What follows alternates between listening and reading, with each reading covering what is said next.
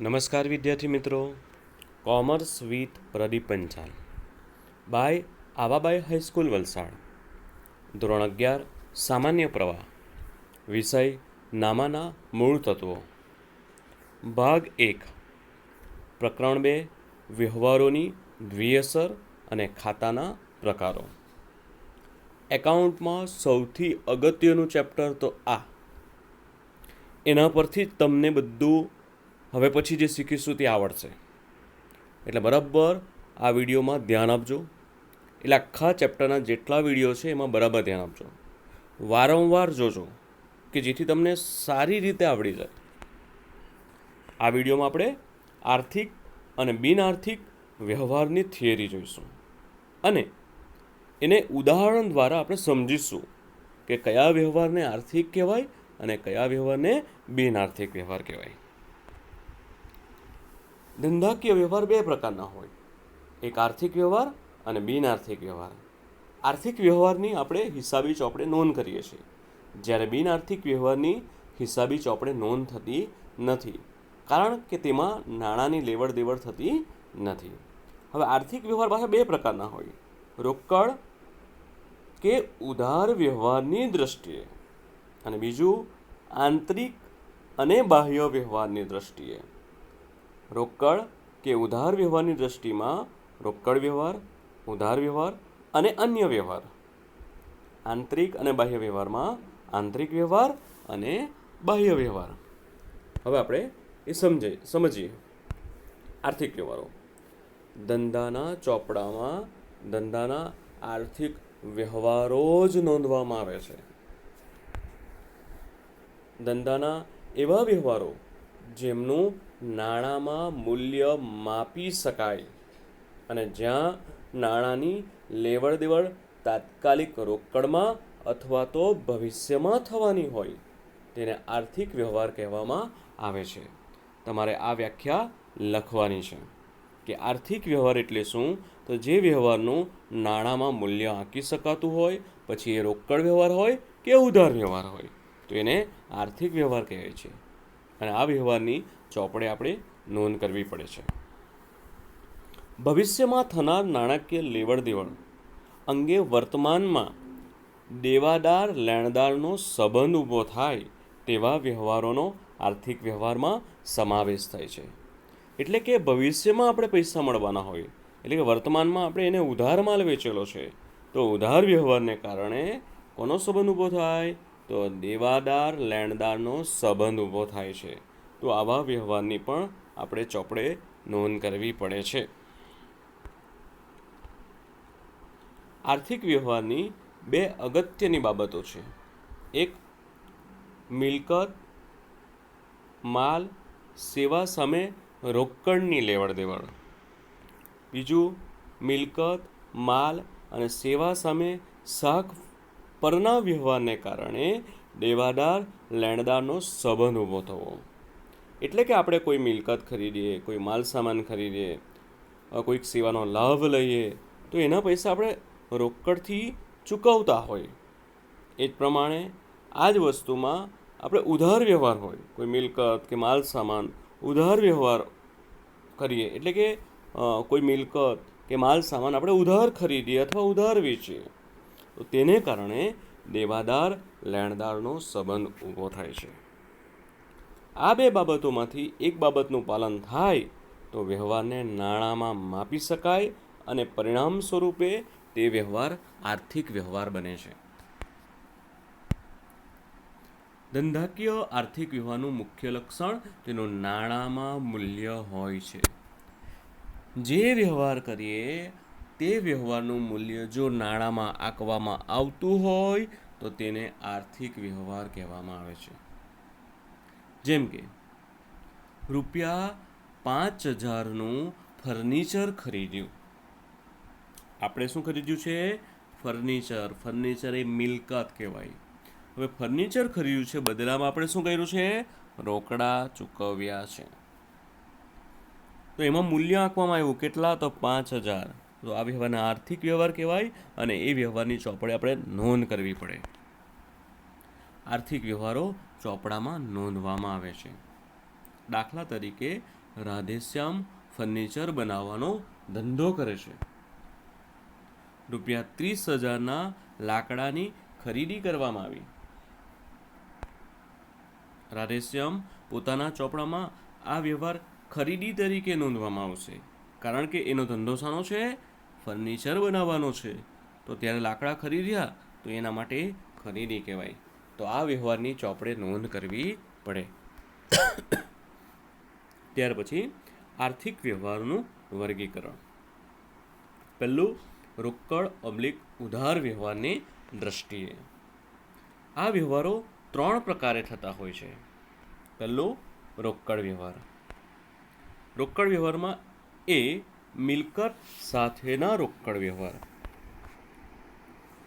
મિલકત સાથેના રોકડ વ્યવહાર એટલે કે આપણે નાણાં ચૂકવીને મિલકત ખરીદવામાં આવે અથવા મિલકતના વેચાણમાંથી નાણાં મળે તો એ વ્યવહારને મિલકત સાથેના રોકડ વ્યવહાર કહેવાય. એટલે કે આપણે 5,000નું ફર્નિચર ખરીદ્યું તો ફર્નિચર આવે છે ને બદલામાં આપણે શું કર્યું છે? રોકડા ચૂકવ્યા છે. એ જ પ્રમાણે ફર્નિચરનું વેચાણ કર્યું. વેચાણ કરશું એટલે આપણી પાસે પૈસા આવશે ને. વેચાણ કરશું એટલે પૈસા આવશે અને બદલામાં આપણે ફર્નિચર આપીશું, એટલે એ પણ મિલકત સાથેનો રોકડ વ્યવહાર કહેવાય. બીજું, માલ સાથેના રોકડ વ્યવહાર એટલે કે આપણે માલ ખરીદશું અથવા માલ વેચીશું. માલ ખરીદશું, બદલામાં આપણે પૈસા આપવા પડશે. માલ વેચીશું, બદલામાં આપણને પૈસા મળશે. તો આને પણ માલ સાથેના રોકડ વ્યવહાર કહેવામાં આવે છે. ત્યાર પછી ત્રીજું, સેવા સાથેના રોકડ વ્યવહારો એટલે કે નાણાંના બદલામાં સેવા લેવામાં આવે છે અથવા સેવાના બદલામાં નાણાં મળે છે. હવે કર્મચારીનો પગાર આપણે ચૂકવ્યો તો પગાર એ શું કે એની સેવાનો આપણે લાભ લીધો છે, બદલામાં આપણે પૈસા ચૂકવ્યા. ₹900 દલાલીના મળ્યા તો દલાલીનું કામ એ સેવાનું કામ છે, તો એના બદલામાં આપણે પૈસા આપણને મળ્યા છે. તો આ રોકડ વ્યવહાર કહેવામાં આવે. એટલે કે મિલકત સાથેના રોકડ વ્યવહાર, માલ સાથેના રોકડ વ્યવહાર અને સેવા સાથેના રોકડ વ્યવહાર. ચોથું, દેવા લેણા સાથેના વ્યવહારો એટલે કે ભૂતકાળમાં લીધેલી મિલકત, માલ કે સેવાના નાણાં ચૂકવવાના બાકી હોય તે દેવું કહેવાય. તેના નાણાં વર્તમાનમાં ચૂકવવામાં આવે છે. ભૂતકાળમાં આપેલ મિલકત, માલ કે સેવાના નાણાં મળવાના બાકી હોય તો તેને લેણું કહેવાય છે. તેના નાણાં વર્તમાનમાં મળે છે. એટલે કે દેવું ક્યારે કહેવાય કે જ્યારે આપણે પૈસા ચૂકવવાના હોય તો એ પૈસા હમણાં ચૂકવીશું આપણે.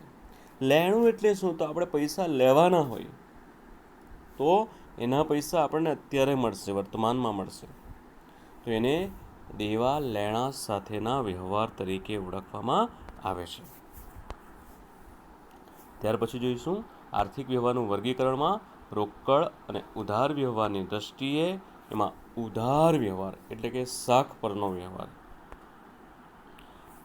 આ પ્રકારના વ્યવહારમાં માલ, મિલકત કે સેવાના થયેલા ખરીદ વેચાણના વ્યવહારમાં તરત જ રકમ ચૂકવવામાં આવતી નથી, કારણ કે આ કેવો વ્યવહાર છે? ઉધાર વ્યવહાર છે. તમને બધાને જ ખબર હશે કે ઉધાર વ્યવહારમાં આપણે તરત પૈસા ચૂકવતા નથી. આ ખરીદ વેચાણમાં નાણાં ભવિષ્યમાં ચૂકવવાના હોય અથવા તો આપણને ભવિષ્યમાં મળવાના હોય. માલ, મિલકત કે સેવાની આપલે વર્તમાનમાં થાય છે, પણ તેના હિસાબોની પટાવટ ભવિષ્યમાં થાય છે. એટલે કે એના નાણાં આપણને ભવિષ્યમાં મળે છે. આ વ્યવહારમાંથી દેવાદાર લેણદારનો સંબંધ ઊભો થાય છે. એક વિકલ્પમાં કે એક માર્ક્સમાં પૂછાય કે ઉધાર વ્યવહારને કારણે કયા પ્રકારનો સંબંધ ઊભો થાય? તો દેવાદાર લેણદારનો સંબંધ ઊભો થાય છે. ચાલો ત્યાર પછી આપણે જોઈશું રોકડ ઉધાર વ્યવહારની દ્રષ્ટિએ ત્રીજું, અન્ય વ્યવહારો. આ કેવા વ્યવહાર કહેવાય છે? વિશિષ્ટ વ્યવહાર કહેવાય છે. આ વ્યવહારની પણ ચોપડે આપણે નોંધ કરવી પડે છે. દાખલા તરીકે અકસ્માતમાં માલ નાશ પામે, માલ ચોરાઈ જાય દાનમાં માલ આપવામાં આવે, જાહેરાતમાં માલ આપવામાં આવે, મિલકતને કોઈ નુકસાન થાય અને મિલકત બિન ઉપયોગી બને, તો આ બધા વ્યવહારને અન્ય વ્યવહાર તરીકે ઓળખવામાં આવે છે. ત્યાર પછી આપણે જોઈશું આંતરિક અને બાહ્ય વ્યવહારની દ્રષ્ટિએ. આંતરિક વ્યવહાર ધંધાના અમુક વ્યવહારોમાં અન્ય પક્ષકારોની જરૂર હોતી નથી, એટલે એને આંતરિક વ્યવહાર કહેવાય છે. આ વ્યવહારો ધંધામાં જ થતા હોય છે. આ વ્યવહારો હિસાબી ચોપડામાં નોંધવામાં આવે છે.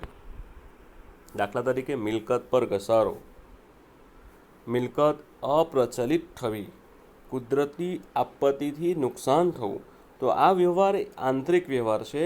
એ અન્ય એટલે કે ધંધામાં જ થતા હોય, એમાં અન્ય વ્યક્તિની જરૂર પડતી નથી. આ બધા ધંધાના આર્થિક પણ બિનરોકડ વ્યવહાર છે. ત્યાર પછી આપણે જોઈશું આંતરિક બાહ્ય વ્યવહારની દ્રષ્ટિમાં બાહ્ય વ્યવહાર. આ વ્યવહારો ધંધા અને અન્ય પક્ષકારો વચ્ચેના વ્યવહારો છે. આ વ્યવહારો ધંધાના આર્થિક વ્યવહારો છે. આ વ્યવહારો હિસાબી ચોપડામાં નોંધવામાં આવે છે. દાખલા તરીકે ગ્રાહકોને માલનું વેચાણ કરીએ આપણે, કામદારોને મજૂરી ચૂકવણી, બેંકમાંથી મળેલ વ્યાજ, વીમા પ્રીમિયમની ચૂકવેલ રકમ, યંત્ર ખરીદી કરીએ આપણે, બેંકમાં રોકડા ભરીએ, આ બધા વ્યવહારને બાહ્ય વ્યવહાર તરીકે ઓળખવામાં આવે છે. ત્યાર પછી બિનઆર્થિક વ્યવહાર. ધંધાના હિસાબી ચોપડામાં ધંધાના ફક્ત આર્થિક વ્યવહારો જ નોંધવામાં આવે છે. બિનઆર્થિક વ્યવહારો ચોપડે નોંધવામાં આવતા નથી. બિનઆર્થિક વ્યવહારનું હિસાબોની દ્રષ્ટિએ કોઈ મહત્વ નથી. બિનઆર્થિક વ્યવહારો એટલે એવા વ્યવહારો જેમનું નાણાંમાં મૂલ્ય માપી શકાતું નથી, તેવા વ્યવહારને બિનઆર્થિક વ્યવહાર કહેવામાં આવે છે. આ વ્યાખ્યા તમારે ખાસ યાદ રાખવાનું છે. દાખલા તરીકે 1 મહિના પછી માલ મોકલવાનો ઓર્ડર મળ્યો. આપણે માલ મોકલેલો છે? નહીં. એના પૈસા આપ્યા છે? નહીં. તો આ વ્યવહારને બિનઆર્થિક વ્યવહાર કહેવામાં આવે. ધંધાના વિસ્તરણ માટે સલાહકારો સાથે મીટિંગનું આયોજન કર્યું છે, મીટિંગ ગોઠવી નથી, તો મીટિંગના એ લોકોને પૈસા ચૂકવ્યા નથી, તો આ વ્યવહાર બિનઆર્થિક વ્યવહાર કહેવામાં આવે છે. હવે આપણે ઉદાહરણ 1 પેજ નંબર 26 પર આપેલું છે તે જોઈએ. તમે બરાબર ધ્યાન આપજો. Most important. આપણે વ્યવહાર ઓળખવાના છે કે આ વ્યવહાર આર્થિક છે કે બિનઆર્થિક, અને એનું કારણ પણ જાણીશું કે કેમ આર્થિક કહેવાય. પહેલો વ્યવહાર જોઈએ. ₹10,000ની મિલકત ખરીદી. મિલકત ખરીદી છે એટલે આપણી પાસે મિલકત ખરીદશું, બદલામાં આપણે કેટલા રૂપિયા આપશું? 10,000 રૂપિયા આપશું. એટલે કે આ વ્યવહારનું નાણાંમાં મૂલ્ય માપવામાં આવ્યું છે, એટલે એને આર્થિક વ્યવહાર કહેવાય. એટલે કે આપણે મિલકત ખરીદી છે, બદલામાં આપણે પૈસા ચૂકવ્યા છે, રોકડ ચૂકવી છે, એટલા માટે એને આર્થિક વ્યવહાર કહેવાય છે. ત્યાર પછી બીજો વ્યવહાર. ₹12,000ની મિલકત રાધા પાસેથી શાખ પર ખરીદી. શાખ પર એટલે કે ઉધાર ખરીદી છે. તો આ વ્યવહારમાં પણ મૂલ્ય નાણાંમાં આંકવામાં આવે છે કે જે મિલકત ખરીદી છે આપણે એના 12,000 રૂપિયા છે, જે આપણે ભવિષ્યમાં આપીશું, કારણ કે આપણે ઉધાર માલ ખરીદ્યો છે. પણ આ વ્યવહારને આર્થિક વ્યવહાર તો કહેવાશે જ, કારણ કે જેટલી મિલકત ખરીદી છે એટલા પૈસા ભવિષ્યમાં આપણે 12,000 તો આપશું જ, એટલે મૂલ્ય નાણાંમાં આંકવામાં આવેલું છે, એટલા માટે એ આર્થિક વ્યવહાર કહેવાય. અને ઉધાર વ્યવહાર હોવાથી દેવાદાર લેણદારનો સંબંધ ઊભો થાય છે. ત્રીજો વ્યવહાર.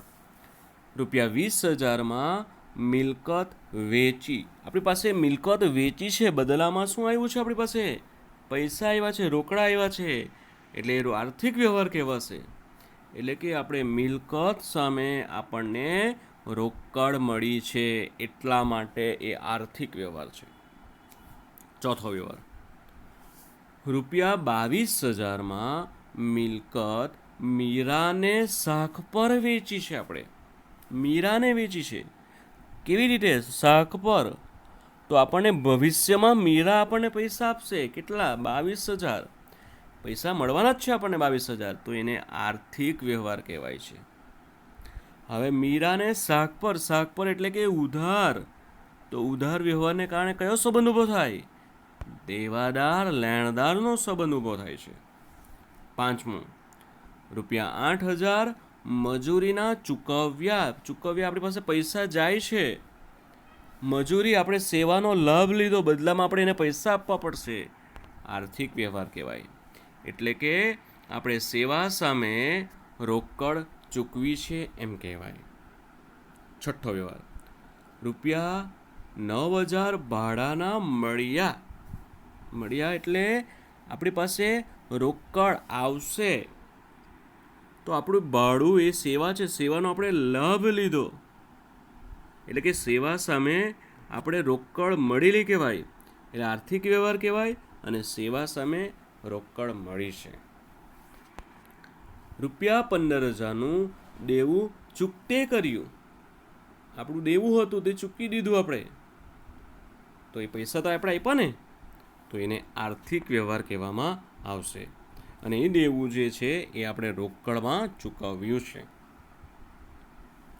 ત્યાર પછી આઠમો વ્યવહાર, ₹18,000નું લેણું પરત મળ્યું.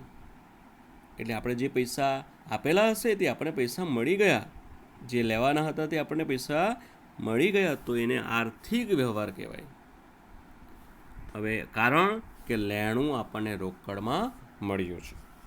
નવમો વ્યવહાર, ₹10,000ના માલના ઓર્ડરનું વચન મળ્યું.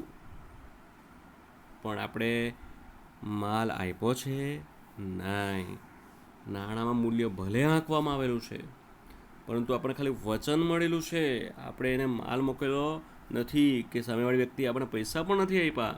એટલે બિનઆર્થિક વ્યવહાર કહેવામાં આવે છે. એનું કારણ કે આ વ્યવહાર રોકડ વ્યવહાર પણ નથી અને ઉધાર વ્યવહાર પણ નથી. કારણ કે આ વ્યવહારમાં તો ફક્ત ઓર્ડરનું વચન જ મળ્યું છે. આપણે માલ સામાન મોકલ્યો નથી કે સામેવાળી વ્યક્તિએ પૈસા પણ નથી આપ્યા. એટલે એને બિનઆર્થિક વ્યવહાર કહેવાશે. 10 નંબર, એક મિલકત ખરીદવાનું આયોજન કર્યું. મિલકત ખરીદી નથી, ખાલી આયોજન જ કર્યું છે. એટલે બિનઆર્થિક વ્યવહાર. એટલે કે આ વ્યવહાર પણ રોકડ પણ નથી અને ઉધાર પણ નથી. 11, વેચાણ વધારવા સેલ્સમેન સાથે ચર્ચા વિચારણા માટે મીટિંગ ગોઠવી.